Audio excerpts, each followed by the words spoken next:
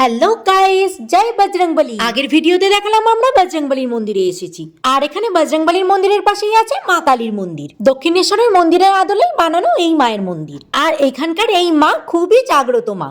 ভক্তি ভরে এই মার কাছে যদি তুমি কিছু চাও তা তুমি পাবে। এরপর মায়ের কাছে মনের কথা জানিয়ে মায়ের মন্দিরের পাশেই প্রতিষ্ঠিত বাবার মন্দির আর মা মনসার মন্দির, সেখানেও প্রণাম করলাম।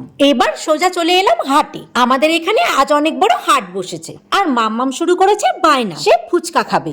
এরপর হাটের এই গলি ওই গলি ঘুরে সব দোকানপাট চক্কর মেরে মাম্মামকে নিয়ে এলাম ফুচকার দোকানে। সেখানে এসে তিনি দুটো ফুচকা খেলেন, তাও জল আলু ছাড়া শুকনো ফুচকা। এরপরেও বায়না তাকে কেন পাতা দেওয়া হয়নি। জোর জুলুম করে ফুচকা কাকুর কাছ থেকে সেই পাতা নিলই। আর জানো তো, এই ভিডিওর বড় ব্লগটা চ্যানেলে আপলোড করা হয়ে গেছে, চাইলে তোমরা দেখে আসতে পারো। আর এই দেখো, মামামে তাণ্ডবে কোনো সবজি না কিনতে পেরে একটা কচুরলতি কিনে বাড়ি ঢুকলাম। আর আজকের ভিডিওটা এতটুকুই, দেখা হচ্ছে নেক্সট ভিডিওতে। টাটা।